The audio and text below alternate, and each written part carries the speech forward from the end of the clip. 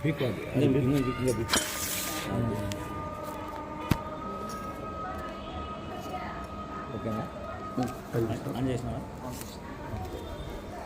గురుభ్యో నమః.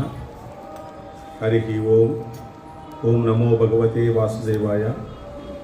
మరి ధర్మరాజు జూదంలో మొత్తము ఆస్తులనే కాకుండా మొత్తము పాండవుల అందరినీ కూడా ద్రౌపదిని కూడా పణంగా పెట్టి మరి ఈ దుష్ట జూదంలో మరి పాండవులు ఓడించబడ్డారు అని మనం నేను తెలుసుకున్నాం. దీనికి అనేక రకాలైనటువంటి వ్యాఖ్యానాలు ఉంటాయి. ఎందుకంటే బాగా తెలిసినటువంటి వాళ్ళు ఒక్కొక్క కోణంలో ఒక్కొక్కరు వ్యాఖ్యానించడం జరుగుతుంది. ఒకటి పుత్ర ప్రేమ అనేటువంటిది ఒకటి. ధృతరాష్ట్రుడు పూర్తిగా దుర్యోధనునికి లొంగిపోవడము, తర్వాత ఆ దుర్యోధనునికి చెప్పకుండా పోవడం, పాండవుల యొక్క గొప్పతనాన్ని చెప్పినప్పటికీ కూడా ఏదో రకంగా అతని మనసును మార్చి ఇట్లాంటి కార్యం ద్వారా పూర్తిగా ధృతరాష్ట్రునికి కూడా కొంత వాళ్ళ మీద కొంతవరకు పాండవుల మీద అయిష్టత కూడా ఉంది. ఆ విధంగా క్రియేట్ చేయడం జరిగింది. అనేక రకాలుగా మనం ఎపిసోడ్స్లో చూసినాం.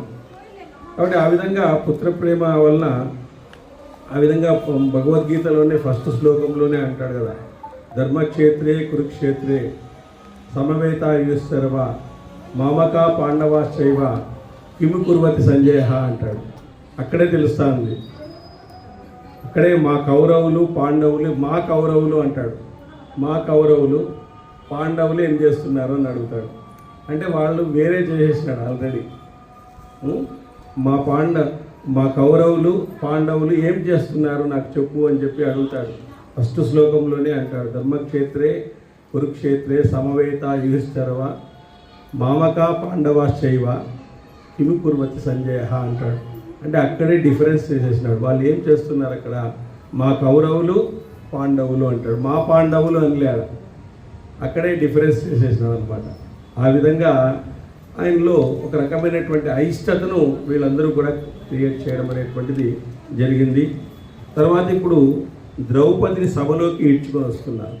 ఈరోజు చూడండి ఎంత దారుణమైనటువంటి ఒక పతివ్రత శిరోమణిని వాళ్ళు ఆ విధంగా అవమానించడం వల్లే స్త్రీ యొక్క శాపమే తగిలింది వాళ్ళకి. ఎందుకంటే రావణాసునికి ఏ విధంగా అయితే సీత యొక్క శాపం తగిలిందో ఆ విధంగా స్త్రీ యొక్క శాపం తగులుతుంది వాళ్ళకి. ఎందుకంటే వాళ్ళు చేసినటువంటి దుష్టమైనటువంటి వ్యవహారాలు అన్నీ కూడా పోవాలి అంటే ఇట్లాంటి పతివ్రతల్ని వాళ్ళని పీడించాల్సిందే. పీడిస్తే ఆ యొక్క పతివ్రతల యొక్క పాతివ్రత్యమే వాళ్ళని కాల్చి పారేస్తుంది అన్నమాట. ఎందుకంటే ఒక పెద్దదాన్ని మనం కాల్చాలనుకోండి, ఏదన్నా చేయాలనుకోండి, మనం పెద్దగానే తీసుకుని పోవాలి దానికి ఏదన్నా. అట్లా వీళ్ళ యొక్క పాపాలని మొత్తం అన్నింటినీ కూడా భస్మీపటలం చేయాలంటే అక్కడ ఆమె యొక్క పాతివ్రత్యము మహిమ బయటపడాలా. ఆ విధంగా కురు వంశంలో ఉండేటువంటి వాళ్ళని, ఆ కౌరవులందరినీ కూడా నాశనం చేసేస్తుంది ఈ సంఘటన ద్వారా అని చెప్పి మనం చెప్పవచ్చు. ఈ సంఘటన ద్వారా అనేకమైనటువంటి మలుపులు తిరుగుతుంది. మహాభారతం అనేటువంటిది చాలా మలుపులు తిరుగుతుంది. ఇక్కడ వైశంపాయనుడు అంటున్నాడు, గర్వోన్నతులైనటువంటి దుర్యోధనుడు విదురుని ధిక్కరించి ప్రాతికామి వైపు చూసి శ్రేష్ఠులైన సభాసదుల మధ్యలో ఇలా అన్నాడు. అందరినీ చూసి ఈ విధంగా అంటున్నాడు, ప్రాతికామి ద్రౌపదిని తీసుకునిరా, పాండవుల గురించి భయపడవలసిన అవసరం లేదు. పాండవుల గురించి ఇంకా భయపడాల్సిన అవసరం లేదు. ఎందుకంటే వాళ్ళు మా ఆధీనంలో ఉన్నారు. తర్వాత విదురుడు పిరిగివాడు. విదురుడు ఎట్లాంటి వాడంటే పిరిగివాడు. ఎప్పుడు ఏదో రీతిగా మాట్లాడుతూనే ఉంటాడు. ఎప్పుడు ఏదో రీతిగా చెప్తానే ఉంటాడు. ఏదో అన్ని సూక్తులన్నీ చెప్తానే ఉంటాడు. మన వృద్ధిని ఎప్పుడూ ఆయన కోరుకోడు. మన అభివృద్ధిని ఎప్పుడూ కూడా కాంక్షించాడు. ఆయన ఎప్పుడూ పాండవుల వైపే ఉంటాడు. ఎప్పుడూ పాండవుల వైపే ఉంటాడు అని చెప్తున్నాడు. దుర్యోధనుడు ఆ విధంగా పలకగానే రాజాజ్ఞను శిరసావహించి ప్రాతికామి వెంటనే వెళ్ళాడు. సింహగోలోకి కుక్క ప్రవేశించినట్లుగా రాజభవనంలోకి వెళ్ళి ద్రౌపది దగ్గరకు చేరినాడు. ప్రాతికామి అంటే వాళ్ళ యొక్క భటుడిని పంపించినారు. వేట కుక్క వెళ్ళినట్లుగా, సింహము గుహలోకి వేట కుక్క వెళ్ళినట్లుగా వాళ్ళు అక్కడ వెళ్ళి ద్రౌపదిని చేరుకున్నాడు. దగ్గరికి వెళ్ళాడు. ప్రాతికామి ఇలా అన్నాడు, ద్రౌపది, యుధిష్ఠిరుడు జూదోన్మోతానికి లోనైనాడు, జూద ఉన్మాదానికి లోనైపోయినాడు. వాడి భట్టుడే కనుక్కున్నాడు. చూడండి, ఉన్మాదుడు అంటే ఏమి? అతను ఏం చేస్తున్నాడో తెలిసలేదు, వాడు ఏం చేస్తున్నాడో వానికే తెలియదు అంటారు. అట్లా జూదోన్మోతానికి గురి అయినాడు, నిన్నైనాడు. దుర్యోధనుడు నిన్ను గెలుచుకున్నాడు. యజ్ఞసేని, ఇప్పుడు నువ్వు ధృతరాష్ట్రుని భవనానికి రావాలి. నిన్ను దాసీ పనికి అక్కడికి తీసుకుని వెళ్తాను. నువ్వు ధృతరాష్ట్రుని భవనానికి రావాలి, నువ్వు దాసీ పనికి నేను తీసుకుని వెళ్తున్నాను అని చెప్పేసి ఆ విధంగా స్పష్టంగా చెప్పినాడు. ద్రౌపది ఇలా అంది, ప్రాతికామి, ఏమిటి ఇలా అంటున్నావు? రాజకుమారుడు ఎవడైనా భార్యను పందెం పెట్టి జూదం ఆడతాడా? ఏమి ఇట్లా అంటున్నావు? ఏదో డబ్బులు పెట్టి ఆడతాము, ఆస్తులు పెట్టి ఆడేది ఉంది, కానీ ఇట్లా భార్యను పెట్టి పందెం ఆడతారా ఎవరన్నా? ఆ రాజు మూర్ఖుడై జూదముతో పిచ్చివాడైనాడా? ఆ రాజు జూదముతో మూర్ఖుడై పిచ్చివాడైనాడా? పందెం కాయడానికి నేనే దొరికానా, మరేది దొరకలేదా? పందెం కాయడానికి నేనే దొరికానా, మరేది కానరాలేదా అతనికి? జూదంతో ఉన్మత్తుడైనాడా అని చెప్పేసి ఆ ప్రాతిగామిని అడుగుతుంది ద్రౌపది. ప్రాతిగామి రాజకుమారి జూదంలో పందెంగా పెట్టడానికి మరేదీ లేని సమయంలో అజాత శత్రువైన యుధిష్ఠిరుడు ఈ విధంగా జూదమాడాడు. ఆ యుధిష్ఠిరుడు ముందు తమ్ములను, తర్వాత తనను, చివరిగా నిన్ను కూడా కోల్పోయాడు. ఫస్ట్ తమ్ముళ్ళందరినీ కూడా పెట్టాడు, తర్వాత ఆయనే తప్పించుకున్నాడు, తర్వాత నిన్ను కూడా జూదంలో పెట్టాడు. ఆ విధంగా ఓడిపోయాడు, నిన్ను కూడా చివరిగా కోల్పోయినాడు. ద్రౌపది ఇలా అంది, సుతకుమార, వెళ్ళు, జూదగాడైన మహారాజు సభలో ఈ విధంగా అడుగు, ముందు నువ్వు ఓడిపోయావా లేక నన్ను ఓడిపోయానా? నన్నోడి తన్నోడినా? ముందు నిన్ను ఓడిపోయావా లేక నన్ను ఓడిపోయావా?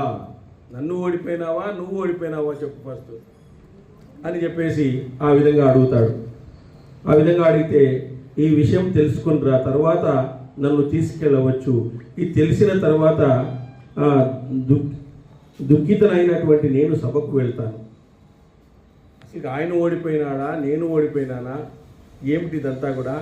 ఇది ఖచ్చితంగా నాకు తెలుసుకునిరా, నేను దుఃఖితురాలై మళ్ళీ ఆ సభలకు వస్తాను. ఈ విధంగా చేసినందుకు, నా జీవితాన్ని ఈ విధంగా చేసినందుకు నేను దుఃఖితురాలై వస్తాను అని చెప్తాడు.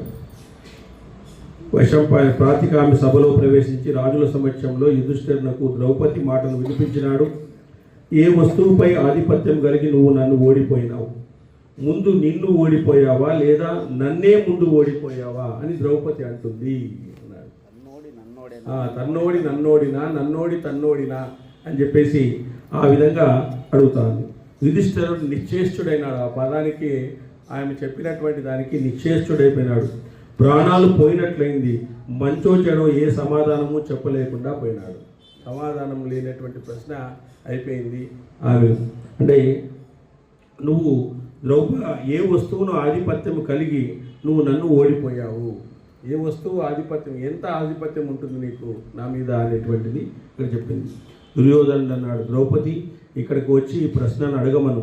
ఆమె ప్రశ్నను యుధిష్ఠిరుడి సమాధానం ఇక్కడే అందరూ వింటారు. దుర్యోధనుడు అన్నాడు, నువ్వేమి ఇంక పోవద్దు, ఆమెను వచ్చి ఆ ప్రశ్నను ఇక్కడే అడగమను. ధర్మరాజు సమాధానం చెప్తాడు, అందరూ వింటారు ఈ విషయాన్ని, ఇక్కడ పిలుచుకొని రాపో అని చెప్పేసి దుర్యోధనుడు అంటాడు. వైశంపాయనుడు ప్రాతిగామి దుర్యోధనకు లోపడిన వాడు కాబట్టి బాధపడుతూ రాజభవనానికి వెళ్ళి ద్రౌపదితో మళ్ళా ఇలా అన్నాడు. మళ్ళీ పోయినాడు ద్రౌపది దగ్గరికి. రాజకుమారి, ఈ సభ్యులు నిన్ను సభలోకి పిలుస్తున్నారు. కౌరవులకు వినాశన కాలం ఏర్పడిందని నేను భావిస్తున్నాను. అతను కూడా కనుక్కొనేసినాడు. కౌరవులకు వినాశన కాలం ఏర్పడిందని నేను భావిస్తున్నాను. నిన్ను సభలోకి పిలిపించి పతనమైన సుయోధనుడు తన ఐశ్వర్యాన్ని రక్షించుకోలేడు. నిన్ను సభలోకి పిలిపించి పతనమైన ఆ సుయోధనుడు తన యొక్క ఐశ్వర్యాన్ని రక్షించుకోలేడు. సో ఎక్కడైతే ఆడవాళ్ళు మీద అత్యాచారాలు ఇవన్నీ జరుగుతాయో అక్కడ ధర్మం అనేటువంటిది నశిస్తుంది.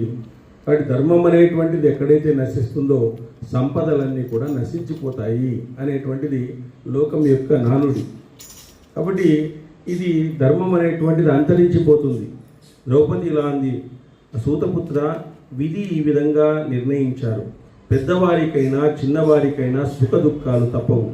ఏవం మానం వ్యద్యదాత్ సంవిధాత స్పర్శపూరౌ స్పర్శతో వృద్ధబాలౌ ధర్మోత్యేకం పరం ప్రాహ లోకే సమం దాస్యతి గోప్యమానః అంటున్నాడు. అంటే ఏమంటున్నాడు? విధి ఈ విధంగా నిర్ణయమైంది. అంటే వాళ్ళు బలమైనటువంటి ఇదంతా జరగడానికి కారణం అనేటువంటిది వాళ్ళు ఏమనుకున్నారంటే ఇది విధి నడిపిస్తుంది. అంటే విధి అంటే ఏమి? ఒక కర్మ. ఆ కర్మ అనేటువంటిది మనల్ని నడిపిస్తూ ఉంటుంది. ఆ కర్మకు సాక్షిగా భగవంతుడు అనేటువంటి వాడు ఉంటాడు, వాళ్ళని ఆడిస్తూ ఉంటాడు. ఆ కర్మ మనకు చెడు కర్మలు కానీ మంచి కర్మలు కానీ వచ్చినప్పుడు మనలో ఉండేటువంటి ప్రవర్తన, మనలో ఉండేటువంటి ఓపిక ఆ కర్మ ఫలితాన్ని తప్పించుకోనాగా చేస్తుంది. అన్నీ ఉన్నప్పుడు నీ ప్రవర్తన, ఏమీ లేనప్పుడు నీ ఓపిక నిన్ను రక్షిస్తుంది అని చెప్తుంది సర్వశాస్త్రం. అన్నీ ఉన్నప్పుడు నీ ప్రవర్తన ఎట్లుంటుంది? ప్రీతంగా నువ్వు ధనవంతుడు అయిపోయినావు అనుకో రోజు, అప్పుడు నీ ప్రవర్తన. ఏమీ లేనప్పుడు నీ ప్రవర్తన, నీ ఓపిక. మరి అన్నీ ఉన్నప్పుడు అన్నీ లేనప్పుడు శ్రీరామచంద్రుడు ఒకే రకంగా ఉన్నాడు, రాజ్యాన్ని వదిలేసినా ఒకే రకంగా ఉన్నాడు. వాల్మీకి మహర్షి అంటాడు, నీకు పట్టాభిషేకం అంటూనే ఆయనకి తామర పువ్వులాగా వికసించిందంట ఆయన యొక్క ముఖం అంతా కూడా. మళ్ళీ పట్టాభిషేకం లేదు అంటే అప్పుడే వికసించిన తామర పువ్వులా ఎట్లా ఉందో అట్లుందంట ఆయన ముఖం. అప్పుడే వికసించినటువంటి తామర పువ్వు ఎట్లుంటుందో అట్లుందంట ఆయన ముఖం. పట్టాభిషేకం లేదు అనేటప్పుడు మనలో ఎంతమంది ఈ విధంగా ఉంటాం చెప్పండి? మనలో ఏ విధంగా ఉంటాం చెప్ప? ఒక చిన్న దానికే కుమిలిపోతాం. నేనేదో ఒకటి వార్త చూసి ఆశ్చర్యపోయినాను. భార్య నైటీ వేసుకుపోయిందని నేను భార్యని చంపేసినాడంట. నేను చదువుతూ బాగా ఎందుకు నైటీ ఆయనకి వేసుకోకూడదని చెప్పినాడంట ఆయన. పెళ్ళినప్పుడు వేసుకోకూడదు నువ్వు అని. ఆయన లేకపోతే ధరించేసింది నైటీ చూసి. ఇప్పుడు అందరూ నైటీల్లోనే ఉంటారు, నైట్ అనేది ఉండదు ఇంకా. కాబట్టి పొడి చేసినాడంట ఆయన. నిన్న పేపర్లో చూడండి ఎంత ఘోరంగా తయారైంది. మనిషి మనస్సు, మనిషి యొక్క భావాలు, మనిషి యొక్క తెలివి ఇందుకేనా ఇంత ఇదిగానా? అది ఆమె ఏమన్నా ఏదో అక్రమ సంబంధం అన్నా పెట్టుకుంటే అది వేరే విషయం, చంపేయింది పోతే పోని. నైట్ వేసుకున్నందుక చెప్పండి. నేను ఆశ్చర్యపోయినాను. ఎంత సంబంధాలు ఎట్లున్నాయి, భార్యాభర్తల సంబంధాలు ఎంత ఇదిగా ఉన్నాయి అని చెప్పేసి ఈరోజు అర్థమవుతుంది. అది చెప్పాలో లేదో ఒకసారి అర్థం కాదు. అట్లా కొన్ని జరుగుతాయి అన్నమాట. కాబట్టి అంత వీక్, బలహీనమైనటువంటి మానవ సంబంధాలు అయిపోయినాయి అందరిలో కూడా. మేము గొప్ప, మేము అహంకారం, మేముగా ఉండాలా, గొప్పగా ఉండాలా అనుకుంటున్నాం. ఎవరికి వాళ్ళు గొప్ప? ప్రపంచంలో మనిషిని సృష్టి చేసినటువంటి ప్రతి ఒక్కరికి ఒక పర్పస్తోనే ఇక్కడికి వచ్చినాడు, ఊరికే రాలేదు. ప్రతి ఒక్కరూ ఒక పర్పస్తో వచ్చింటారు. కాబట్టి నువ్వు పెద్ద బండికి ఒక నట్టు కూడా చాలా ముఖ్యమే. ఆ నట్టు లేకుండా పోతే బండి ఇడిగిపోతుంది. కాబట్టి అది కూడా చాలా ముఖ్యమే. కాబట్టి అందరూ కూడా భగవంతుని యొక్క సంబంధించినటువంటి వాళ్ళే, అందరూ కూడా ఆత్మస్వరూపులే, అందరిలో కూడా భగవంతుడు ఉన్నాడు అని మనం గుర్తించగలగాల. అది మనకు ఆధ్యాత్మిక నేర్పేటువంటి రహస్యం. అది ఆ మనస్సు ఆ అనుభవానికి వస్తే, ఆ అనుభవానికి మనకు వచ్చిందనుకోండి, అప్పుడు మనలో కలిగేటువంటి ఆనందము, మనలో కలిగేటువంటి ఆత్మసంతృప్తి మనకు అనిర్వచనీయంగా ఉంటుంది, అఖండంగా వెలుగుతూ ఉంటుంది ఆత్మ స్వరూపం. కాబట్టి అందరూ గొప్పవాళ్ళే, అందరూ ప్రపంచంలో అందరినీ భగవంతుడు వాళ్ళ కర్మానుసారం పుట్టించినాడు. ఎవరిని మనము ద్వేషించకూడదు, అందరినీ ప్రేమించాలా, కొంతమందిని నమ్మాలా, అందరినీ ప్రేమించాలా. లవ్ ఆల్ ట్రస్ట్ ఫ్యూ అంటారు. అందరినీ ప్రేమించు, కొంతమందిని నమ్ము, అందరినీ నమ్మేకి లేదు. మళ్ళీ అందరినీ నమ్మేయలేదు. లవ్ ఆల్, ట్రస్ట్ ఫ్యూ అంటారు. కాబట్టి మనము అద్భుతంగా ఆ విధంగా ఉండాలా. ఇక్కడ చెప్తా అన్నాడు, పెద్దవారికైనా చిన్నవారికైనా సుఖ దుఃఖాలు తప్పవు, ధర్మం ఒక్కటే లోకంలో గొప్పది. చూడండి, ఆ టైంలో కూడా ఆమె ధర్మాన్ని వదలలేదు. ఏమిది అధర్మం జరిగిందే, ఏం జరిగిందే అని అనలేదే. ధర్మం ఒక్కటే గొప్పది, మనము దాన్ని రక్షిస్తే అది మనల్ని రక్షిస్తుంది. ధర్మో రక్షతి ద్రౌపది చెప్తా ఉంది. సూతపుత్ర, విధి ఈ విధంగా నిర్ణయమైంది. ఎవరిని ఏమనడానికి లేదు, ధర్మరాజుని ఏమనడానికి లేదు, ఎవరిని ఏమనడానికి లేదు. విధి ఈ విధంగా నిర్ణయం అయిపోయింది. కాబట్టి ఆ పెద్దవాడైనా చిన్నవారికైనా సుఖ దుఃఖాలు తప్పవు. సుఖ దుఃఖాలు అందరికీ ఉంటాయి. ధనవంతునికి వాని కష్టాలు వానికి ఉంటాయి, బీదవాళ్ళకి వాళ్ళ కష్టాలు వాళ్ళకు ఉంటాయి. ఎవరు సుఖంగా ఉన్నట్టుగా ప్రపంచంలో ఎవరు సుఖంగా ఉండరు. ఎవరు సుఖంగా ఉంటారంటే భగవంతుని నమ్ముకున్నటువంటి వాళ్ళు సుఖంగా ఉంటారు. ఏదైనా కూడా ఒక సంతృప్తితో జీవించేటువంటి వాళ్ళు ఉన్నారే, వాళ్ళు సుఖంగా ఉంటారు. ఒకసారి ఒక మహర్షి పోతే, ఏమయ్యా నువ్వు ఎంత సంతోషంగా ఉన్నావు, ఊరికే కాషాయ గుడ్డలు ధరించి అంటే, నువ్వు అన్నీ ఉండి సంతోషంగా ఉన్నావు, నేను అన్నీ కోల్పోయినా సంతోషంగా ఉండడం నేర్చుకున్నాను అంటాడు ఆయన. కాబట్టి మనము అన్నీ ఉన్నా అన్నీ లేకపోయినా ఆనందంగా సంతోషంగా ఉండడం అనేటువంటిది మనం నేర్చుకోవాలి. అది నిత్య జీవితంలో మనకు ఒక దినచర్య కావాలి. కాబట్టి ఇక్కడ ధర్మం ఒక్కటే లోకంలో గొప్పది. కాబట్టి దాన్ని మనం రక్షిస్తే అది మనకు రక్షిస్తుంది, శాంతినిస్తుంది. ఈ ధర్మాన్ని నేను అతిక్రమించను. కాబట్టి నువ్వు కౌరవ సభలోకి వెళ్ళి ధర్మబద్ధమైన నా ఈ మాటను అడుగు, నేనేమి చేయాలో వారే నిర్ణయించి చెప్తారు, ఆ మేరకు నేను పాటిస్తాను. ధర్మాత్ములు నీతివంతులు అయిన ఆ పెద్దలు చెప్పినట్లే చేస్తాను. సరే, ఓడిపోయినాను అంటున్నావు, మరి ఓడిపోయినానంటూ ఉంటే నేను ధర్మాన్ని అతిక్రమించను. కాబట్టి నువ్వు కౌరవ సభలోకి వెళ్ళి ధర్మబద్ధమైనటువంటి ఈ నా మాటను అడుగు, నేనేమి చేయాలో వారు నిర్ణయించి చెప్తారు, ఆ మేరకు నేను పాటిస్తాను. ధర్మాత్ములు నీతివంతులైనటువంటి ఆ పెద్దలు చెప్పినట్లే చేస్తాను. అడుగు, వాళ్ళు ఏం చేయమంటారు నన్ను, నేనేం చేయాలి, దాసి పని చేయాలన్నా, ఊడిగం చేయాలన్నా, వాళ్ళకి ఏమన్నా ఏమి చేయాలో అడుగు. అది వాళ్ళు నిర్ణయించి చెప్పమని, అక్కడ ఉండేటువంటి వాళ్ళు ఎవరైతే జడ్జెస్ ఉంటారో వాళ్ళందరూ నిర్ణయించి చెప్పమను, నేను ఆ పెద్దలు చెప్పినట్లు చేస్తాను అని చెప్తాడు. ద్రౌపది మాట విని సూతుడు సభలోకి వెళ్ళి అక్కడ ఆమె మాటను వినిపించాడు. దుర్యోధను మొండి పట్టును గ్రహించిన ఆ పెద్దలు ఏమీ అనలేదు, తలవాల్చి కూర్చున్నారు. వాళ్ళందరూ తలలు పట్టుకొని కూర్చున్నారు. భీష్ముడు, ద్రోణుడు అంతా ఉన్నారు. వాళ్ళకి పాపం పడుతూ ఉంది. ఇప్పుడు వాళ్ళు ఎన్నో పుణ్యాలు చేసుకుని కూర్చున్నారు. ఇప్పుడు ఏం మాట్లాడుకోకుండా ఉన్నారు. ఇప్పుడు అధర్మానికి సపోర్ట్ చేస్తున్నారు. వాళ్ళ కర్మ లెక్కాచారం తేలుతుంది. మొత్తం అంతా కూడా వాళ్ళకు మొదలవుతుంది, బ్యాడ్ టైం మొదలవుతుంది వాళ్ళకు కూడా. కాబట్టి వైశంపాయనుడు ఇలా అన్నాడు, భరతవర్ష, దుర్యోధనుడు చేయదగిన పనిని విని ధర్మరాజు ద్రౌపదికి నచ్చిన ఒక దూతను ఆమె దగ్గరకు పంపాడు. పాంచాలి, నువ్వు ఏక వస్త్రవు రజస్వలవు, నువ్వు కిందకు వస్త్రాన్ని ధరించి ఉన్నదానవైనను ఏడుస్తూ సభలోకి వచ్చి మామగారి ఎదుట నిలబడు అని అడిగాడు. చూడండి, ద్రౌపది నచ్చిన ఒక దూతను పంపినాడు, ద్రౌపదికి నచ్చినటువంటి దూతను. పాంచాలి, నువ్వు ఏక వస్త్రవు రజస్వలవు, నీవు కిందకు వస్త్రాన్ని ధరించి ఉన్నదానవు, అయినను ఏడుస్తూ సభలోకి వచ్చి మామగారి ఎదుట నిలబడు అని ఆదేశం వేసినాడు. నువ్వు వస్తే ఆ రీతిగా సభలోనికి రావాల్సి వచ్చిన ఆ రాజకుమారిని నిన్ను చూసి సభ్యులంతా దుర్యోధన్ని గట్టిగా నిందిస్తారు అని చెప్పి పంపాడు. నువ్వు అట్లా వస్తే, ఏమయ్యా ఇట్లాంటి వేషధారణలో ఆమెను ఇక్కడ సభలోకి రప్పించినావు అని చెప్పేసి వాళ్ళు సభ్యులంతా దుర్యోధన్ని గట్టిగా నిందిస్తారు అని చెప్పి పంపినాడు.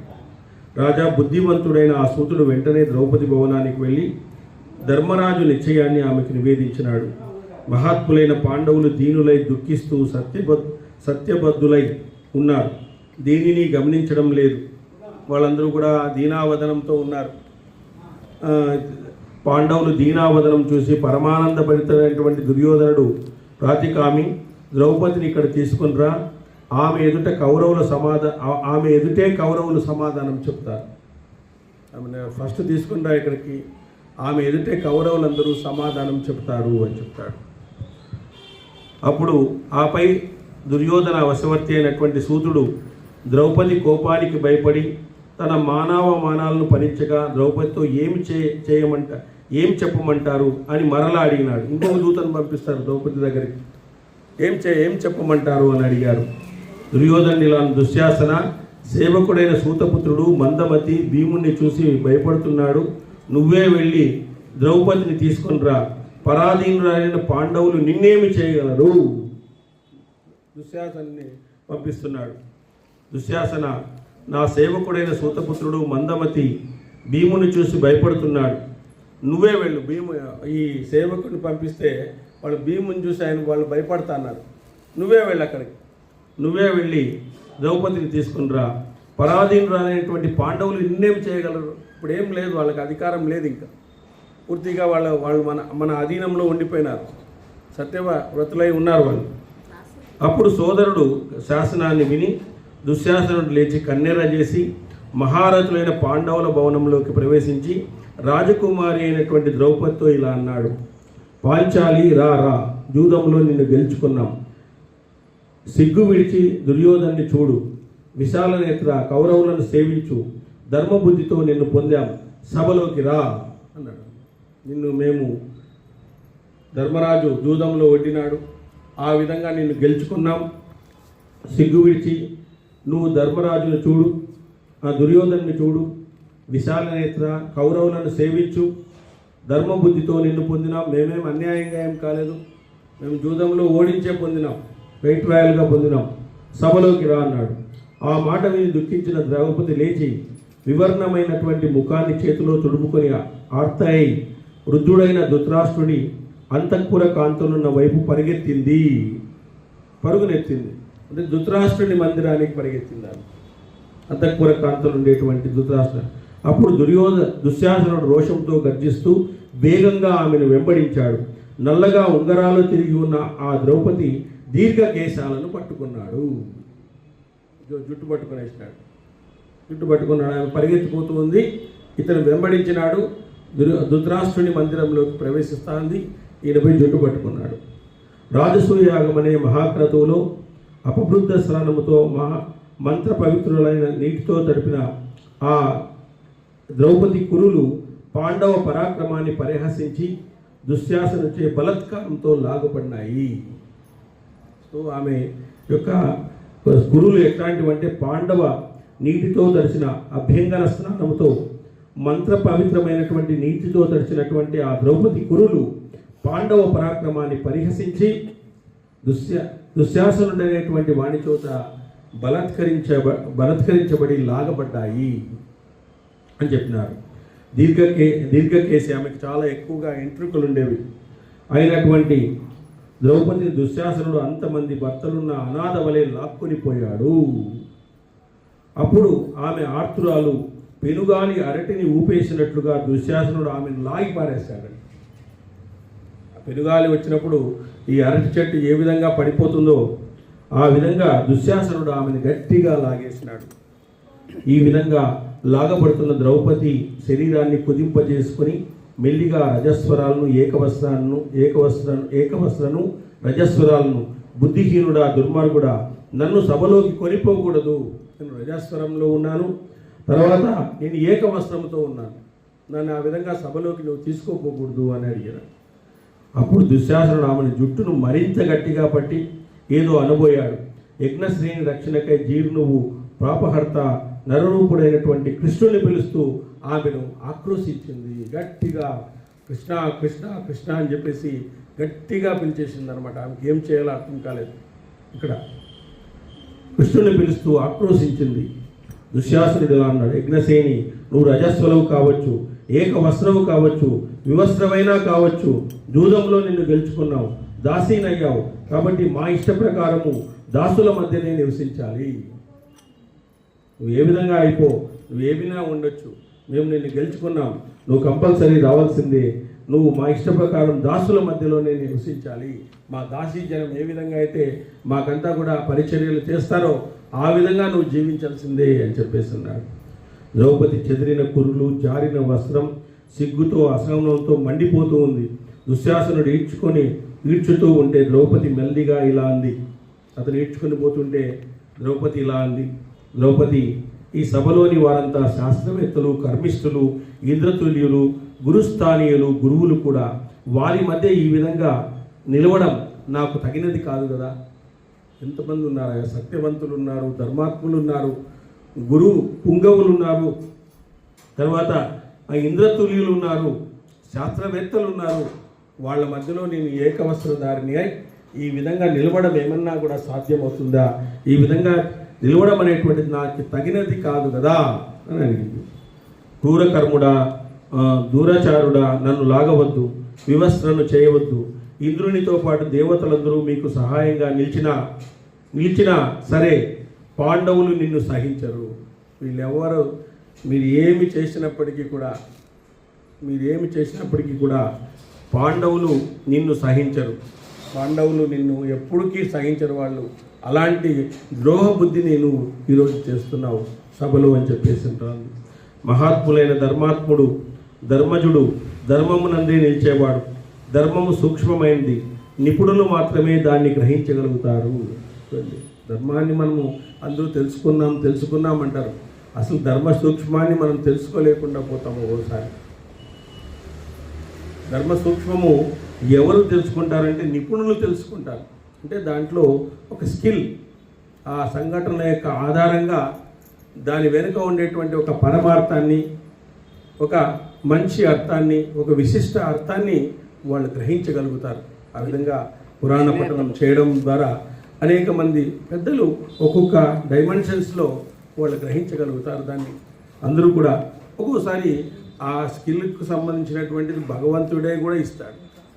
కొంతమందికి ఆ గురుస్థానంలో ఉండేటువంటి వాళ్ళు సక్రమంగా ధర్మాన్ని అనుసరిస్తూ ఉంటే వాళ్లకు భగవంతుడే దాన్ని కల్పించి చెప్పిస్తాడు.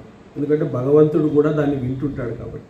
అతని కథ ఎక్కడ జరిగినా విష్ణువు సర్వాంతర్యామి కాబట్టి అన్ని చోట్ల నుంచి ఆయన వింటూ ఉంటాడు. కాబట్టి దాన్ని స్ఫురణకు తెచ్చేటువంటి అవకాశం కూడా ఉంది. ఆ విధంగా చెప్తారు. కాబట్టి ఇక్కడ నిపుణులు మాత్రమే గ్రహిస్తారు. నేను నా భర్తలోని గుణాలను కానీ పరమాణు రూపమైన దోషాన్ని కానీ చెప్పదలుచుకోలేదు. నేనేదో పాండవులు గ్రహిస్తారు, ఇదంతా చేస్తారు అని నేను చెప్పుకోవడం లేదు. నా భర్తలోని గుణాలను కానీ పరమాణు రూపమైన దోషాన్ని కానీ నేను చెప్పుకోదలుచుకోలేదు. చూడండి, ఆ సమయంలో కూడా భర్తను ఒక పల్లెత్తి మాట అనలేదు ఆ పతివ్రత శిరోమణి. ఇది విధి ఆడినటువంటి వింత నాటకము అనేటువంటిది ఆమెకు తెలిసిపోయింది. అక్కడ ఎందుకు ఆ విధంగా ఓడినావు, నన్నెందుకు ఆ విధంగా చేసినావు అని చెప్పేసి ఒకే క్వశ్చన్ అడిగిందే కానీ అక్కడ నిలదీయలేదు ఆమె.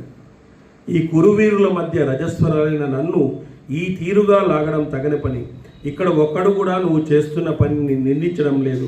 వీరంతా నీ అభిప్రాయంతో ఉన్నారని నాకు నిశ్చయమవుతాను. నేను ఈ విధంగా చేస్తూ ఉంటే నన్ను ఒక్కరు కూడా నిందించకుండా ఉన్నారు. వీళ్ళు ఏమయ్యా ఆ విధంగా చేస్తున్నావు, ఒక ఆడదాన్ని పట్టుకొని ఆ విధంగా చేయవచ్చునా అని చెప్పేసి ఒక్కరన్నా అంటున్నారా? అందరూ ఊరికే కూర్చున్నారు. నువ్వంతా భరతవంశ రాజుల ధర్మము, క్షత్రియ ధర్మవేత్తలైనటువంటి ఈ మహానుభావుల నడవడి రెండూ చెడిపోయినాయి. ఈరోజు ఏమైపోయిందో వీళ్ళకి అంతా స్విచ్ ఆఫ్ చేసుకొని కూర్చున్నారు. మొత్తం అంతా కూడా ఎవరు ఒక్కరు కూడా ఏమీ మాట్లాడకుండా ఉండిపోయినారు. అందుకే కౌరవులు ధర్మాన్ని అతిక్రమిస్తున్న సభలోని కురువంశస్థులంతా ప్రేక్షకులైపోయినారు. ఎందుకంటే ధర్మాన్ని ఎప్పుడైతే పాటించడం లేదో, ధర్మానికి సంబంధించినటువంటి తగురీతి అయినటువంటి స్థానం లేదో అక్కడ అధర్మం అనేటువంటిది రాజ్యం వెళ్తుంది. మేధావుల మౌనమే ఈ దేశానికి శాపం అంటారు. మేధావులు ఏమంటారంటే ఎందుకు లేపా మాకు చెప్పేది అని ఊరికే కూర్చొనేసినారు. సో దీనివల్ల ధర్మం అనేది ఎవరు చెప్పడం లేదు. ధర్మం అనేది ఎంత గొప్పది, దాన్ని ఆచరించడం వల్ల మనం 3 లోకాల్లో ప్రతిఫలాన్ని పొందుతాం. ఈ లోకంలోనే కాదు, 3 లోకాల్లో ప్రతిఫలాన్ని పొందుతాం. అధర్మం వల్ల ఈ లోకంలో కొంత ప్రతిఫలం పొందవచ్చేమో కానీ ఆ లోకాల్లో నువ్వు 84 లక్షల జీవరాశుల్లో ముందుకు పడిపోతావు, ఫస్ట్లోకి పడిపోతావు. నువ్వు మళ్ళీ 84 లక్షల జన్మలెత్తలా మళ్ళీ ఈ జన్మ రావాలని. ఈ మానవ జన్మ రావాలంటే 84 లక్షల జన్మలో ఫస్ట్ది ఏదైతే ఉందో ఆ జన్మ నువ్వు ఎత్తావు. మరి అట్లాంటి అద్భుతమైనటువంటి అవకాశాన్ని భగవంతుడు మనకి ఇచ్చినాడు. మానవ జన్మను ఇచ్చి ఆ మానవ జన్మలో ఎలా బ్రతకాలో అనేక మంది గురువుల ద్వారా, అనేక మంది ఋషుల ద్వారా, ఋషి పరంపర ద్వారా మనకు అనేకమైనటువంటి గ్రంథాలను అందిస్తే ఈరోజు మనం భౌతిక సుఖాల కోసము, భౌతిక సుఖాలు తీర్చుకోవద్దు అని అనడం లేదు భగవంతుడేమి. హాయిగా జీవించు, ధర్మంగా తీసుకోవయ్యా, నీకు ఎంత వస్తే అంత తీసుకొని సంతృప్తిగా ఉండి ఈరోజు అని చెప్తూ ఉంటే మనం ఈరోజు ధర్మంగా కాకుండా అధర్మాన్ని పాటించడమే కాకుండా ఆ అధర్మాన్ని అనేక మందికి ట్రాన్స్ఫర్ చేస్తున్నాం ఈరోజు. ఎంత బాధాకరం. మనతో పాటు మన పిల్లలు కూడా ఆ విధంగా నేర్చుకుంటున్నారు. అధర్మము ఈరోజు సినిమా హీరోలు కావచ్చు, వీళ్ళందరూ కూడా అధర్మాన్ని పాటిస్తూ వీళ్ళందరూ పాపాత్ములే. భగవంతుడు ఎవరిని వదిలిపెట్టడు. ఎటువంటి వాడైనా ధర్మానికి చేటు జరిగినప్పుడు నేను 84 లక్షల జీవరాశుల్లో ముందుకు పడేస్తాను వాళ్ళని అని చెప్తాడు భగవద్గీతలో. వాళ్ళని తోసివేస్తాను, అసలుకి క్రూరమైనటువంటి జన్మల్లోకి తోసివేస్తాను వాళ్ళని. ఇది నిశ్చయము అని చెప్తాడు భగవద్గీతలో. ఉంది, ఆ శ్లోకం కూడా ఉంది. కాబట్టి నిశ్చయంగా అతని భగవంతుని యొక్క సూత్రాలకి ఎక్కడ అమెండ్మెంట్ లేదు. మనం చేసిన సూత్రాలకి ఏదైనా అమెండ్మెంట్ చేసుకోవచ్చు, భగవత్ సూత్రాలకి ఎక్కడ అమెండ్మెంట్ అనేటువంటిదే లేదు. వాళ్ళు hit out or get out రెండే విషయాలే. దాంట్లో మళ్ళీ చర్చ ఉండేదంటే అవకాశం అనేటువంటిది లేదు ఇంకా. సో ఆ విధంగా ఇక్కడ వీళ్ళందరూ కూడా ద్రోణుడు, భీష్ముడు, విదురుడు, మహానుభావులైన ధృతరాష్ట్ర మహారాజు శక్తి ఏమైపోయిందయ్యా? వీళ్ళు ఓరు ఆ భీష్ముడు ఎంత ధైర్యశాలి అయినా చెప్పండి, ఎంత ధైర్యశాలి. ద్రోణుడు ఎవరు? వీళ్ళందరికీ కూడా అస్త్ర విద్యను నేర్పించినటువంటి వాడు. ఇంకా ధృతరాష్ట్రుడు అంటావా, అందరికీ కన్న తండ్రి వంటి వాడు. కురువంశ వృద్ధుల్లో ప్రధానమైన వారందరూ దుర్యోధనుని తీవ్రమైన అధర్మ ప్రవర్తనను మీద దృష్టి సారించడం లేదా? ఇంత అధర్మం జరుగుతూ ఉంటే ఒక్క మాట మాట్లాడకుండా మౌన ప్రేక్షకులుగా, నిశ్శబ్ద ప్రేక్షకులుగా ఉండిపోతున్నారే. ఏమిటి ఇదంతా కూడా? ఇది వైపరీత్యమా అంటుంది. ఈ నా సభకు సభాసదులందరూ సమాధానం ఇవ్వండి. నేను ఇప్పుడు అడుగుతున్నాను, మీరు ఇంత అధర్మం జరుగుతుంటే ధర్మాత్ములైనటువంటి మీరందరూ కూడా నిశ్శబ్దంగా ఉన్నారు. ఎందుకు నిశ్శబ్దంగా ఉన్నారు? సమస్త రాజులారా, ధర్మానుసారంగా నన్ను గెలుచుకున్నారా లేదా? వీళ్ళు ధర్మానుసారంగా గెలుచుకున్నారా? అట్లయితే నేను వెళ్తాను వాళ్ళ దగ్గర. వాళ్ళు అధర్మంతో గెలుచుకున్నారు. ధర్మానుసారంగా వీళ్ళు గెలుచుకున్నారా నాకు చెప్పండి. నేను చూడలేదు కదా, జూదం ఆడింటే చూడలేదు. వీళ్ళు ధర్మానుసారంగానే నన్ను గెలుచుకున్నారా? ఏం చెప్పండి మీరందరూ కూడా అని చెప్పి అడుగుతాను. వైశంపాయనుడు అన్నాడు, ద్రౌపది ఆ రీతిగా దీనంగా మాట్లాడుతూ కుపితులై ఉన్న తన భర్తలను కనుకొనలతో చూసింది. తన భర్తలను కూడా ఒకసారి చూసింది. భీముడు, ధర్మరాజు ఏం చేస్తున్నారో అని చెప్పేసి ఇట్లా చూసింది వాళ్ళని. ఆ చూపులతో ఆమె అసలే కోపంతో మండిపోయే శరీరం గల ఆ పాండవుల కోపాన్ని మరింత పెంచింది. ఆమె చూసేసరికి వాళ్ళకి విపరీతమైన కోపం వచ్చేసింది. ఇంకా పాండవులందరికీ కూడా సిగ్గు, కోపం నిండిన ద్రౌపది చూపుతో పాండవులకు కలిగిన బాధ రాజ్యాన్ని, ధనాన్ని, గొప్ప గొప్ప రత్నాలను కోల్పోయినప్పుడు కూడా కలగలేదంట. వాళ్ళకి అంత బాధ కలిగింది. రాజ్యాన్ని కోల్పోయినా వాళ్ళు పెద్దగా బాధపడలేదు. రాజ్యాన్ని కోల్పోయినా, ధనాన్ని కోల్పోయినా, పెద్ద పెద్ద రత్నరాశులను కోల్పోయినా వాళ్ళకి అంత బాధ కలగలేదంట. ఈరోజు ఆ దృశ్యాన్ని చూసి, ఆ ద్రౌపదిని కోల్పోయినటువంటి ఆ దృశ్యాన్ని చూసి వాళ్ళు విపరీతంగా బాధపడిపోయినారంట. దీనులైన తన భర్తలను చూస్తున్న ద్రౌపదిని గమనించి దుశ్శాసనుడు ఆమెను వేగంగా లాగి దాసి అని పెద్దగా నవ్వుతూ అరిచినాడు. ఆ సమయంలో ద్రౌపది అచేతునురాలై ఉంది. ఆమె అచేతునురాలైపోయింది. ఆమె పూర్తిగా అచేతునురాలైపోయింది. కర్ణుడు పరమానందంతో బిగ్గరగా నవ్వుతున్నాడు. పరమానందంతో దుశ్శాసనుడు మాటను సమర్థించినాడు. గాంధార రాజైన శకుని దుశ్శాసనుని అభినందించినాడు. విలన్స్ అంతా ఒక రకంగా జయ జయధ్వనాలు చేసుకుంటున్నారు అందరూ కూడా.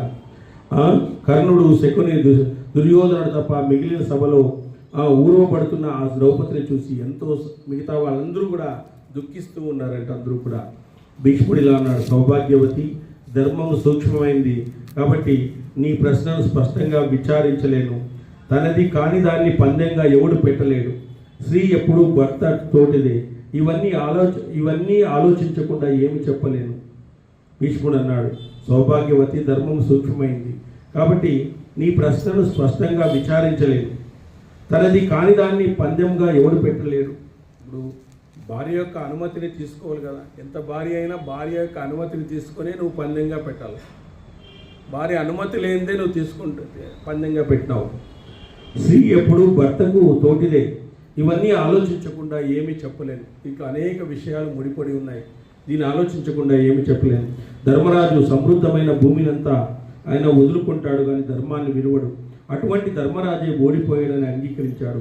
కాబట్టి నీ ప్రశ్న గురించి నేను విచారించలేను. ఆయనే ఓడిపోయినాడని చెప్తున్నాడు కాబట్టి ఇంకా నువ్వు కూడా ఓడిపోయినట్లే అనేటువంటిది ఇక్కడ అర్థమవుతుంది. మానవుల్లో జూత విద్యలో సాటిలేని వాడు శకుని. ఆ శకుని యుధిష్ఠిరుని రెచ్చగొట్టి నిన్ను పణంగా పెట్టాడు. శకుని మోసాన్ని ధర్మజుడు గ్రహించలేదు. కాబట్టి నేను నీ ప్రశ్న గురించి చెప్పలేను. ఈ ప్రశ్న గురించి నేను చెప్పలేను. అసలు శకుని బాగా ఆడేటువంటి వాడు, ధర్మజుడు సరిగా ఆడనేటువంటి వాడు. కొంతవరకు వచ్చింటుంది దానికి. కానీ ఆ మోసాన్ని, ఆ జూదం అనేది ఒక ఆనందం కోసం ఆడింటే అది వేరే విషయం. దాని వెనుక ఉండేటువంటి మోసాన్ని ఆయన గుర్తించలేకుండా పోయినాడు. ఆ విధంగా నిన్ను పణంగా పెట్టేటట్లుగా ఆయన అనేక రకాలుగా నిన్ను రెచ్చగొట్టినాడు. కాబట్టి నేను నీ ప్రశ్నకు సమాధానం చెప్పలేను అని చెప్పి భీష్ముడు చెప్పాడు. ద్రౌపది ఇలాంటి జూదంలో నిపుణులు, అనార్యులు, దుష్టాత్ములు, వంచకులు, జూదప్రియులైన వారు యుధిష్ఠిర సభకు పిలిపించి జూదమాడాడు. ధర్మరాజుకు జూదంలో పెద్దగా అభ్యాసం లేదు. అటువంటి ఆయన మనసులో జూదమాడాలన్న కోరిక ఎందుకు కలిగింది? జూదమాడాలనేటువంటి కోరిక ఆయనకి లేదు. ఆయన ఏ రోజు కూడా సాయంత్రం పూట పోయి జూదం ఆడేటువంటి వాడు కాదు. రాజులు జూదం ఆడుతూ ఉంటారు మామూలుగా, ఈవినింగ్ టైమ్స్ పోయి వాళ్ళు ఆ విధంగా వేటకు పోతుంటారు. ఆ విధంగా అనేక రకాలుగా పోతుంటారు. కానీ ఆయనకి జూదం ఆడే వ్యసనమే లేదు. ఏ రోజు కూడా ఆ విధంగా చేయలేదు. అపవిత్ర మనస్కులు, వంచకులు అందరూ చేరి అమాయకుడైన ధర్మరాజును ముందుగా జూదంలో గెలుచుకున్నారు. ఆ తర్వాత నన్ను పరంగా పెట్టడానికి అంగీకరించినారు. సభలో ఉన్న కురువంశలందరూ కొడుకులు కోడళ్ళు గలవారే. మీరంతా చక్కగా నా వాక్యాన్ని ఆలోచించి సరైన సమాధానం చెప్పండి. ఆయనకి జూదమే తెలియదు సరిగా. ఆ జూదంలో నన్ను పెట్టడానికి అంగీకరింపజేసినారు.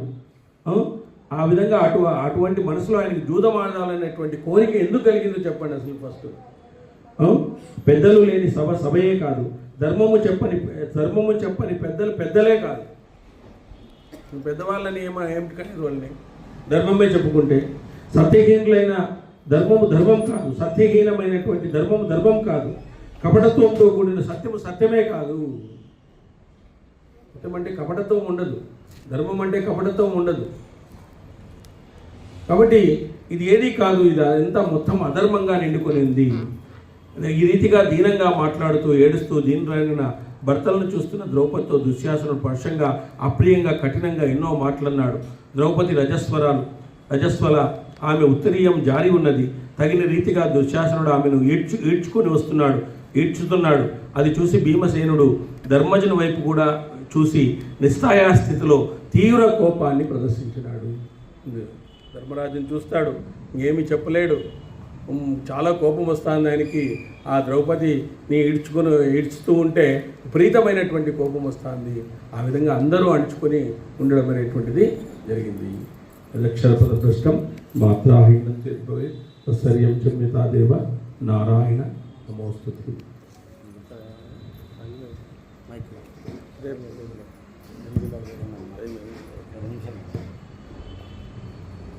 అక్కడ ఉంది చాలా టైం అయిపోయింది, మాట్లాడలేదు. చిన్న విషయం చెప్పేస్తా. ఇప్పుడు నేను మేనేజర్ అనుకోండి, ఈయన నా సబార్డినేట్ అనుకోండి. ఈయనకి నేను పలానా టయానికి పలానా చోటికి పోయి ఒక పని చేసుకోరా అని చెప్తాను. ఈయన పోయినాడు, పని చేస్తున్నాను. నేను మళ్ళీ పోయి ఈయన్ని నేను చెప్పిన పని చేస్తాను. నేను ఈయన్ని కొట్టినాను అనుకోండి, చెయ్యొద్దా పని అని. ఈయన తప్పు నాదా? నాదే కదా. మార్కండేయుడు శివుణ్ణి పట్టుకుంటాడు. శివుడు యమధర్మరాజుకి ఆజ్ఞ ఇచ్చింటాడు ఏమని, ఏ టైంలో కానీ ఏదైనా కానీ మన ఊపిరికి అంటే మన ఆయుష్ ప్రమాణం రోజులు సంవత్సరాలు కాదు, ఊపిరి. ఎన్ని ఊపిరిలో అనేది ఆయుష్ ప్రమాణం. అందుకే రోజులు అంటే మధ్యరాత్రి 12కి అందరూ పోవాలా, లేదా 12కే పుట్టాలా, ఎప్పుడంటే అప్పుడు పోతాము. ఆ ఊపిరి ఎంత కౌంట్ ఉంటుందో అంత కౌంట్. అందుకే ఆవేశం పడితే ఊపిరి ఎక్కువ తీసుకుంటాము, వెళ్ళిపోతాం తెలియదు. అట్లా మార్కండేయుడు తన టైం అయిపోతున్నప్పుడు యమధర్మరాజు వచ్చి అతన్ని తీసుకుని పోయేకి వస్తాడు. అప్పుడు శివుడు వచ్చి యముడిని కొట్టేట్లు ప్రవర్తిస్తాడు. ఇప్పుడు తప్పు శివుందా యముందా? శివుందే తప్పు కనుక మళ్ళీ శివుడి తప్పైనప్పుడు శివుడు ధర్మాన్ని ఎట్లా దాటినాడు? శివుడు ధర్మాన్ని దాటాడు కదా. ఎవడు ఆడమన్నా పోనీ నేనేమన్నా ధర్మరాజు అనుకున్నా ప్రస్తుతానికి, నేను కాదు, ధర్మం అసలు తెలియదు. నేను ప్రస్తుతానికి ధర్మరాజు అనుకుంటాను. నాకు ఆడాలని లేకపోయినా నేను ఆడా. కాబట్టి అక్కడ ఇతను వచ్చి నా వైపు మాట్లాడేది ఏం లేదు. పోనీ ద్రౌపది వచ్చేసి అక్కడ ధర్మం మాట్లాడింది, ఆవిడ వ్యక్తిత్వాలు మాట్లాడారు. వ్యక్తిత్వం అంటే ఏమి? ధృతరాష్ట్ర నువ్వు మహారాజు కదయ్యా, నీ గోడలు కదయ్యా, నేను నాకు ఈ విధంగా జరుగుతుంది కదయ్యా అని మొదటే మాట్లాడాలి. ధర్మం మాట్లాడాలనుకుంది. ఎందుకు ఆవిడ ధర్మం ఎందుకు అడుగుతుంది? ఆవిడ కూడా చాలా యోధురాలు. ఆవిడని చాలా వీక్ పర్సనాలిటీ కాదు, చాలా చాలా స్ట్రాంగ్ పర్సనాలిటీ. అసలు ఆవిడ దీనికి వనవాసం పోయేటప్పుడు ఆవిడ చేసేటువంటి కొన్ని వ్యవహారాలు 5 మంది వాళ్ళు వనవాసం పోతున్నప్పుడు 5గురు 5 రకాలుగా పోతారు రాజ్యం నుంచి బయటికి. అప్పుడు కాదమ్మా, వనవాసానికి పోతారు, అరణ్యవాసానికి పోయినప్పుడు 5 మంది ఆ ఇంద్రప్రస్థం నుంచి బయటికి పోయేది 5 రకాలుగా పోతారు, ఒక్కొక్క రకంగా పోతారు. వాళ్ళు పోతున్నటువంటి ఆ హావభావాలకి కురువంశంలో చాలా మంది భయపడుతుంటారు. అంటే అట్లుంటాయి అవన్నీ. సో అంత యోధురాలు అంట. కాబట్టి ఆవిడ ధర్మమే మాట్లాడుతుంది. భీష్ముడితో అడుగుతుంది, ఇది కరెక్టా అని అడుగుతుంది. అక్కడ భీష్ముడు ఏం చేస్తాడు అంటే, మాయాజూదం అని తెలిసినాను, ఆయన భర్త ధర్మం చెప్తాడు. భర్త సర్వం కోల్పోయినాను, భార్య పైన హక్కు ఉంటుంది అని చెప్తాడు. భర్త సర్వం కోల్పోయిన భార్య పైన హక్కు ఉంటుంది అని చెప్తాడు. ఎందుకు అంటే అది పాణిగ్రహణంలో చేసేటువంటి కార్యక్రమం కాబట్టి ఆ భర్తకు హక్కు వస్తుంది అని చెప్తాడు. అడుగుతుంది ఆమె పెద్ద మనిషి, ఏమయ్యా ఏం పని చేస్తున్నావు పెద్ద మనిషి అని అనేసి. ఇంకా ధర్మాధర్మాల గురించి మాట్లాడుకుంటే ధర్మరాజు చేసిందేదే తప్పు. వివేకం లేకుండా దుర్యోధనుకున్నటువంటి వివేకం ధర్మరాజుకు లేదు. ఆ వివేకం లేకున్నటువంటి కార్యక్రమం ఎందుకు జరిగింది అంటే, ఎప్పుడు సార్ ఈరోజు ఎక్కువగా ఉపయోగించినటువంటి మాట విధి రాత అంటే. ఎందుకంటే కురువంశం ఆ రాజ్యలక్ష్మి వెళ్ళిపోవాలి కదా, అక్కడ ఏదో ఒకటి జరగాలి కదా. దానికి మూల కారణం ద్రౌపది. కాబట్టి ద్రౌపదికి హింస పెడితే కానీ ఆ రాజ్యలక్ష్మి కురువంశం నుంచి పోదు. ఆ కురువంశంలో అసలు అదే వస్తూనే ఉంటాయి ఇట్లా అన్నీ ఎక్కువసేపు అవుతుంది. ఆ కురువంశం చాలా సుభిష్టంగా ఉంటుంది. అది పక్కన రాజు చాలా కష్టాల్లో ఉంటాడు. ఉన్నప్పుడు పొయ్యి కురువంశంలో ఎందుకు వాళ్ళు అంత సుభిష్టంగా ఉన్నారో తెలుసు రాకుండా పండితులు పంపిస్తే, అంటే ఇటువంటి కురువంశం ఏమి జూదంతో పాండవులు ఓడించినటువంటి కురువంశం, అసూయతో బతుకుతున్నటువంటి కురువంశం, ఒక స్త్రీని, అందులోని ఏకవస్త స్త్రీని సభకు తీసుకొని వచ్చి అంత హింస పెట్టినటువంటి కురువంశం కురురాజు స్థాపించినప్పుడు ఆ కురు ధర్మము ఏ విధంగా ఉంటుందంటే చాలా సుభిక్షంగా ఉన్నప్పుడు పక్క రాజు పంపిస్తాడు, పోయి చూసుకోరా పోయి ఏం జరుగుతుందో వాళ్ళ రాజ్యంలో ఎందుకు అంత సుభిక్షంగా ఉన్నారు. ఆ కురు రాజు చెప్తాడు వాళ్ళకి అన్నీ చెప్పేసి, వాళ్ళ పంచశీల ధర్మాలు చెప్పి, నేను వీటన్నిటిని నీకు చెప్పేకి అర్హుడిని కాదు, నేను కూడా తప్పు చేసినాను అని చెప్తాడు. మరి ఎవరి దగ్గరికి పోవాలా అంటాడు, మొత్తం తెలుసుకోండి, మా అమ్మ దగ్గరికి పోండి. అమ్మ కూడా కొన్ని చెప్పి నేను తప్పు చేసినాను, యువరాజు దగ్గరికి పోండి అంటాడు. యువరాజు మొత్తం చెప్పి ఇంకొంచెం నేను తప్పు చేసినాను, మా మంత్రి దగ్గరికి పోండి అంటాడు. మంత్రి సైన్యాధిపతి బంటు వచ్చి బయట వ్యాపారి దగ్గర నుంచి ఒక సైనికుడు దగ్గర నుంచి ద్వారపాలకుడు దగ్గర నుంచి ఒక బానిస దగ్గరికి పోతారు, అంటే పని మనిషి దగ్గర పోతారు. ఆ పని మనిషి సుభిక్షంగా ఉంటుంది, ఆవిడ ఎంతో సుభిక్షంగా ఉంటుంది. ఆవిడకి ఏమమ్మా నువ్వు ఏమి కురుధర్మం అంటే ఏమి అని చెప్పు అని చెప్తే, నేను వేరే పనికి దగ్గరికి పోతాను, అక్కడ పోయి వచ్చిన తర్వాత చెప్తాను, మీరు రాండి అని పిలుచుకొని పోయినప్పుడు ఆవిడ చాలా సుభిక్షంగా ఉండేటువంటి ఆవిడ కుసించిపోయింది. అక్కడ న్యాయస్థానంలో అందరూ అడుగుతారు, ఏమ్మా నువ్వు చాలా బాగుంటుంది కదా, బాగా బంగారం అంతా వేసుకొని తిరుగుతూ ఉంటుంది కదా, ఎందుకు ఇట్లయిపోయినావు, చిక్కి చెల్లమైపోయినావు అంటే ఆవిడ ఏం చెప్తుందంటే, అయ్యా 3 ఏళ్ల కిందట నన్ను పనిలోకి పెట్టుకోవడానికి ఒక అతను వచ్చేసి నాకు 100 వరహాలు ఇచ్చాడు. ఒక 3 ఏళ్ల కిందట నేను రేపటి నుంచి నువ్వు నాతో పనికి రావాలి అని ఆయన చెప్పాడు మా ఇంటికి. నేను సరే అని ఒప్పుకొని ఆ డబ్బులు తీసుకున్నా. మరుసటి రోజు ఆయన కోసం కాచుకున్నా, ఆయన రాలే. తర్వాత రోజు కాచుకున్నా, రాలే. 3 ఏళ్ళుగా కాచుకునే ఉన్నాను, ఎక్కడా పనికి పోలేదు. ఆ 100 వరహాలు ఇటువంటి. నేను ఇన్ని జీవితాంతం సంపాదించినటువంటి డబ్బుతో 3 ఏళ్ళు బతికేసినా నాకు ఇంకా తినడానికి కూడా తిండి లేదు. తిండి లేదు. ఇప్పుడు 3 సంవత్సరాల తర్వాత న్యాయస్థానం వాళ్ళు మీరు ఏం తీర్పిస్తే అదే అంటే, ఆయన న్యాయమూర్తి ఏమంటాడు, అమ్మ కురుధర్మం ప్రకారము 3 సంవత్సరాలు నువ్వు ఆల్రెడీ ఆయన నీకు ఇచ్చిన డబ్బు ఇచ్చినాను, ఇంతవరకు ఆయన రాలేదు కాబట్టి నీవు ఆయన పనికి పోవాల్సిన పని లేదు. ఆ 100 నాణ్యాలు నీవే, నువ్వు బతకవచ్చు ఇంకా వాటిని తింటూ. అంతవరకు ఆవిడ 100 నాణ్యాలు 1 రూపాయి కూడా వాడింది. ఆమె దగ్గర డబ్బులు లేకపోయినా, తినే తిండి లేకపోయినా, ఇంట్లో ఏం లేకపోయినా ఆ 100 నాణ్యాలు అట్లే పెట్టుకుంది, ఆయన వస్తాడేమో అనేసి అని అంటాడు. అన్న తర్వాత సరే అని ఆవిడ బయటకు వస్తుంది. ఈ పక్కన రాజ్యం వాళ్ళు వచ్చిన తర్వాత పండితులందరూ వాళ్ళు బయటకు వస్తారు. ఇంకొక అతను వచ్చేసి, సరేనమ్మా మా ఇంటికి పనికి రా, నువ్వు నీకు 1000 నాణ్యాలు ఇస్తాను అంటాడు. కరెక్ట్గా ఆయన 1000 నాణ్యాలు ఇది మూడ తీసి చేతిలో పెట్టేటప్పటికి ఆ 100 నాణ్యాలు ఇచ్చింది ఆయన ఈమె కనబడతాడు. ఆ చెయ్యి పక్క తీసేసి ఈయన నాకు ఇప్పుడు దొర అంటే ఈయన నాకు ఇప్పుడు నేను ఈతనికి చెప్పిన 3 ఏళ్ల కిందట నువ్వు 1000 నాణ్యాలు ఇస్తున్నా వద్దు, ఆయన కనిపించాడు, ఆయన ఇచ్చిన మాట ప్రకారము ఆయన దగ్గరికే నేను పనికి పోవాలని పోయి ఆయన జతలో పనికి పోతుంది. అంటే ఒక పని మనిషి అంత ధార్మికంగా, అటువంటిది కురువంశం, అటువంటిది కురుధర్మం. ఇప్పుడేం జరుగుతుంది? అధర్మం. అంత ఎందుకు జరుగుతుంది? కృష్ణ పరమాత్మ అవతారం విశేషమే అది. కృష్ణ పరమాత్మ అవతారం ఏమి అంటే మొత్తం ట్రయల్ బ్యాలెన్స్ అంటాం అకౌంట్స్లో. అంటే జమ లేదు, లెక్క లేదు, మొత్తం అంతా క్లియర్ చేసి వెళ్ళిపోవాలి ఆయన. ఎందుకంటే కలియుగంలో అటువంటి మహాశక్తివంతులు కఠోత్కచుడు ఉన్నాడు అనుకోండి, కలియుగంలో ఏమవుతుంది?